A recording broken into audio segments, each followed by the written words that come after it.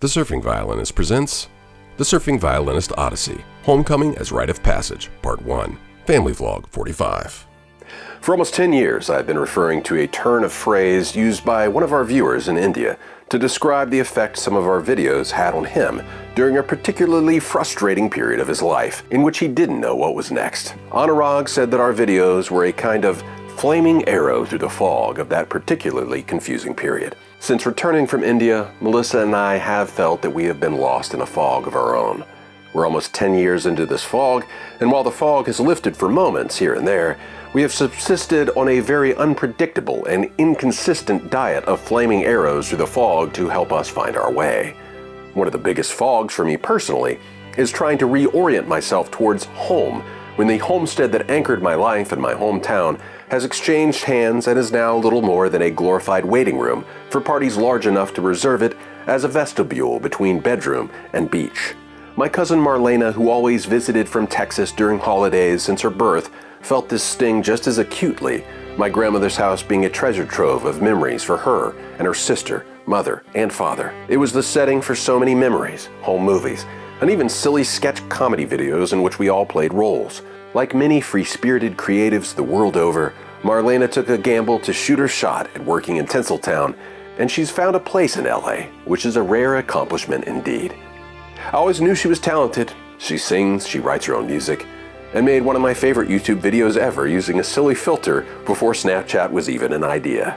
But I had no idea the extent to which she had developed not just her on-stage and on-camera skills, but her behind-the-scenes and on-the-page skills. She sent a message to Satya and me to watch her new short film earlier this year called Driving There, and for some reason, it just got lost in the shuffle.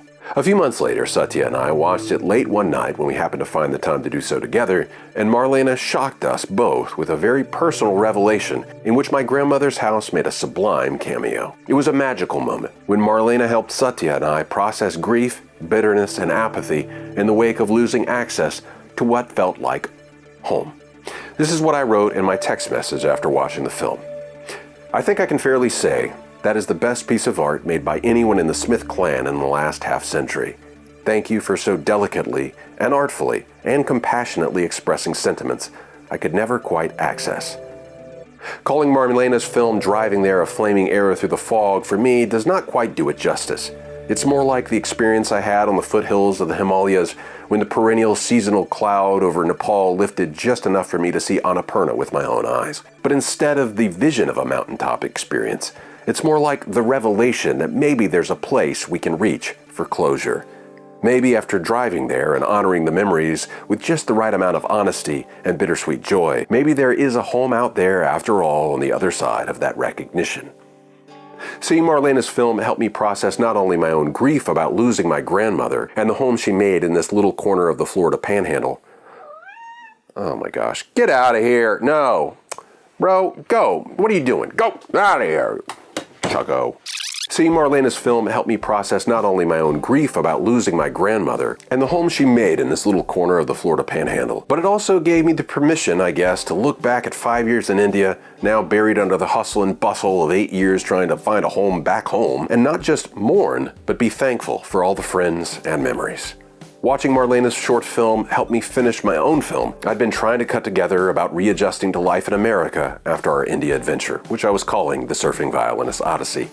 With her art, she helped me put the pieces back together to find closure on an unfinished project and phase of my life. Well, Marlena's boyfriend Chris had a project of his own, and Chris had written his own film that captured the essence of a time capsule in his own life growing up just to the west of us, Walton County, the neighbor of my home, Bay County. Chris grew up in the shadow of Truman Show, just to the east of Seaside where it was filmed, in between the constellation of coastal communities that spawned in the wake of Seaside's singular success. Chris had been talking for some time about having me do a cameo in the film and play violin. I went one better and offered to be their sound guy since their production schedule was so tight and options in the area are pretty well booked or scarce. It would be a crash course for me, having been many years since I operated wireless lav mics and acclimating to new equipment and the frenetic pace of shooting, not just a short film this time, but a feature film. Our production schedule was slated to be less than 3 weeks of shooting days for the whole crew. Thankfully, the production schedule landed during one of the slowest times of the year for my day job, so between Monday, September 9th and Monday, September 30th, I traded my surf report for a boom mic. From the get-go, production was afflicted with the slings and arrows one must expect Murphy's Law to marshal in such endeavors. In the very first day, in the very first scene, I began having trouble with static in one of the lav mics. In the second scene, a slippery walking bridge played villain with our equipment and almost spelled disaster for not only our grip equipment, but our gaffer as he lunged to assist and almost took a spill in the process. On day 2, a muddy dirt road was the next villain and attacked our key grips truck with a cavernous, rutted-out pothole, and my lavs began behaving even worse, requiring Marlena to order a spare from the rental company when we realized one of the wires was shorting. But it was here that the vision of Chris's film began to take shape in my mind as I realized just how autobiographical this story was. This was Chris's childhood home, a stark contrast to the typical expectation of the idyllic pastels of the surrounding beach communities.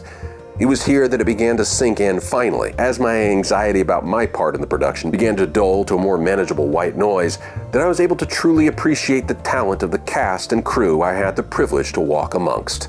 The director of photography, Anton, was standing with a red Komodo in the middle of a puddle on a shaky production track, totally unbothered by the muddy threat to close in camera as he shuffled back and forth in a delicate balancing act, in which his only concern was the quality of the shot. I'd already been impressed by the talent the day before when they launched right into an ambitiously long first take without a single deviation from the script, while camera, a boomer, and gaffer holding a reflector were clomping forward on a catwalk over a swamp right at them in the most distracting manner possible. I know that this is par for the course in big productions for actors to keep composure and be professionals when all eyes are on them, but it's the first time I've ever been on an indie film set with this kind of caliber of acting and professionalism, and it was only amplified for me on day 2 when I saw our 2 leads, played by Rob and Jackie, having to meander their bikes around those cavernous muddy potholes while hitting their marks, nailing their lines, and staying clean for future takes. And seeing Anton dance along that track, and Rob and Jackie navigate the puddles, it just hit me how much of a team-oriented high-wire act this business really is. In less than 24 hours, all the old stereotypical sour grapes of actors being prima donnas and above-the-line creatives being neurotic nerds that I had been aging into a fine wine over the years just evaporated in one moment. The kids were all right. That night back at Chris's house, which his parents had graciously turned into a hostel for the cast and crew, I heard Anton and our gaffer Alex buzzing about how exciting this project was. These dudes were not even 40 hours into a frenetic hurry-up-and-wait dance with everyone in the crosshairs of Murphy's Law. We're ecstatic. This was living. And I had a Madeline moment back to when I felt like this. Back when me and Mel were still living in America before India, when our house was bustling with college kids and I was always working on some video idea or creative project. Back to India when our living room and kitchen were filled with friends from America to India, beyond and between, as we watched Bollywood movies or tried cooking fusion foods or made a music video. Back to Nana's house when me and Marlena and Marlita and Mitchell were making a silly parody video James McAvoy's Wanted. Finally, in the most unexpected way, Chris and Marlena had helped me make it home. I'm going to split this September vlog into 2 and carry on this tale in the October vlog, so we'll leave it there for now. I haven't even talked yet about Chris's script, which blew me away, and I haven't even mentioned the rest of the crew, who all played a pivotal role in not just a homecoming for me, but a rite of passage for me, if not professionally, then emotionally. But for now, I want to say thanks to all of you for saving me, quite literally. I was lost since I came back from India and I just couldn't find the way to reorient myself. But in only 2 days, I rediscovered some aspects of what makes me tick that I just really forgot even existed. Thank you.